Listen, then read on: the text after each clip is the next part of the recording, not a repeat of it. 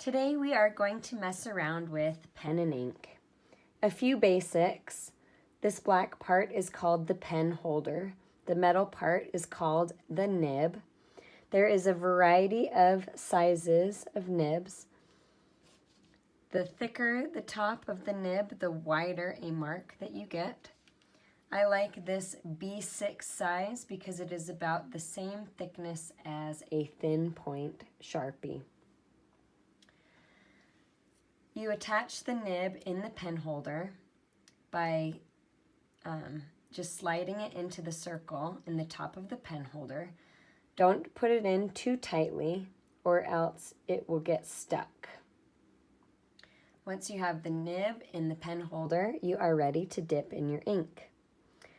I ask that you tape your ink to the desk using a crisscross method. Once your ink is securely taped to the desk, take the lid off. This top part squeezes.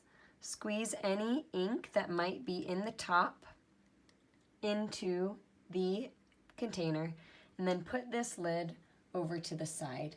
You don't need that for now. And then you've got your ink. You are ready to dip your nib in the ink. So you are going to dip your nib in the ink, and you don't need to dip it very far. Just get ink up to that metal part and you are good to go. Mess around with drawing techniques, hatching. Remember, lines that are parallel to each other. Cross hatching, a crisscross.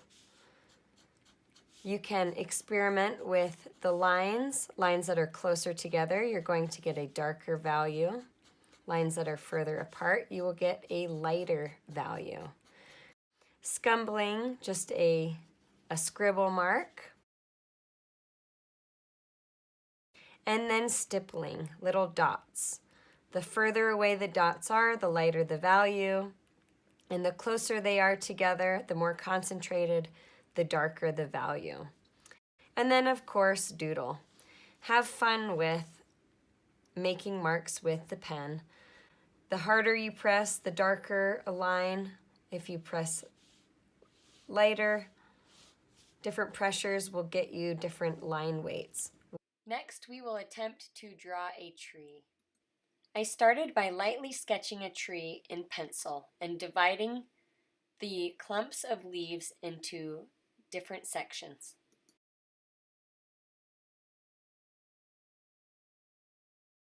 Now let's pretend the light source is coming from this way. So underneath each section of leaves, it will be darker. I'm going to try and be consistent with the size of the scumbles that I create. If I have scumbles that are really big and scumbles that are really small, it will not match and it'll look kind of funny. When you look at a tree in real life, the leaves are usually all a similar size. So that's what we're going to try to mimic. You might add some tree branches, and you're going to go ahead and repeat this shape until your tree is complete.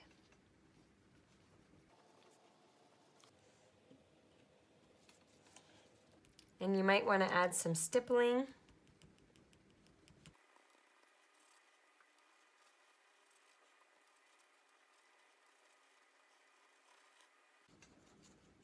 It's going to be darker as you are closer to the trunk.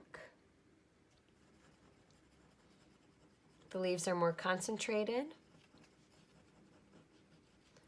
And again, it's going to be darker underneath each section of leaves. Mess around. I hope you have fun. And try not to stress.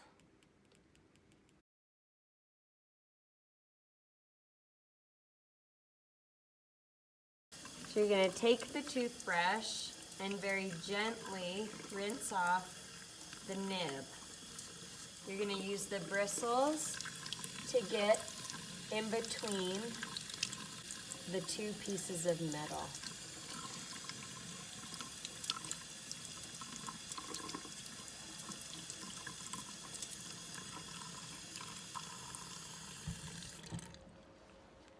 And then you're going to dry off the nib with a paper towel and use the paper towel to take the nib off. And make sure that you got all the ink off. So let's inspect. Looks pretty good. It's nice and dry. What it looks like if you do not dry the nib. The nib gets rusty, and if you don't clean it off well enough, the ink dries on the nib and it's ruined. If you're not careful with the two pieces of metal, they'll split and your nib won't work anymore. So be very gentle to make sure that those two pieces of metal stick by each other.